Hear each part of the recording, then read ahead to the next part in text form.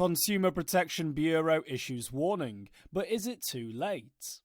On the heels of a tumultuous few days, weeks and months for the cryptocurrency industry, the Consumer Financial Protection Bureau has released a 45-page bulletin detailing customer reports of frauds, scams, and other malfeasance related to crypto. But is it a day late and a dollar short? The bulletin goes into detail about the different types of issues consumers have been having and which groups have been more affected than others. Unsurprisingly, the prize for the most reported issue for consumers involved in cryptocurrency is fraud, with reports of theft, hacks, and scams outpacing all other categories by quite some way.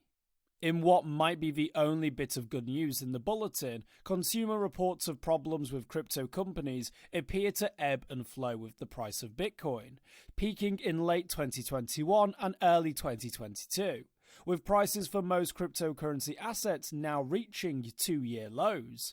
Perhaps we've seen the worst of the reported fraud for the time being.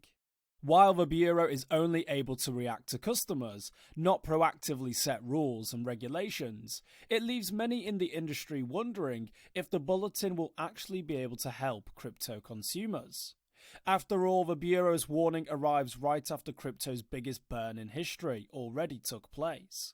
The surprise failure of one of the most trusted exchanges and the soon-to-be bankruptcy filing of its founder and number 2 Biden donor, Sam Bankman-Fried, has left countless retail investors in the lurch.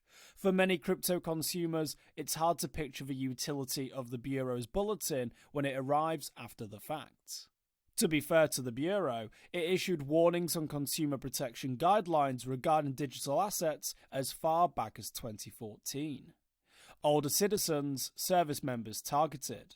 More troubling than some of the obvious takeaways was that older individuals and service members seemed to be specifically targeted more than others. In fact, people aged 60 plus collectively lost over $1.5 billion to cryptocurrency related issues in 2021 alone.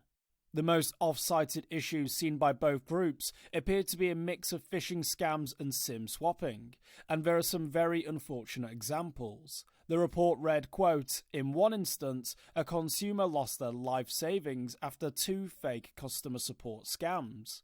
In response, the company stated that the consumer was a victim of a scam and that the funds were not recoverable," end quote. In another complaint, a service member stated that they had, quote, "lost crypto assets as the result of identity theft, despite taking extensive steps to stop the fraudulent transactions from taking place. In response, the company stated that the consumer was a victim of a SIM swap hack. The company also stated that it could not reimburse the consumer, and that the consumer would also need to repay the company over $3,500 as a result of the reverse transaction," end quote. Since 2018, the Bureau has received thousands of consumer complaints regarding cryptocurrency companies.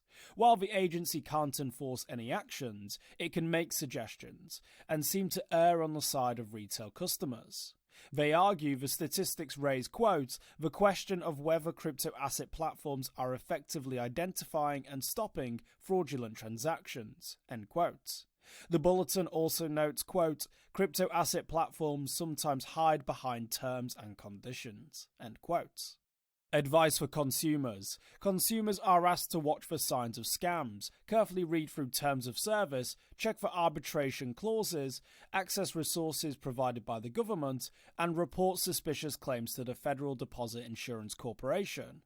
And it also offers a little advice that we could all stand to remember every once in a while. Don't mix crypto assets and romance. For more informed news, follow us on Twitter and Google News, or listen to our investigative podcast, Innovated Blockchain City.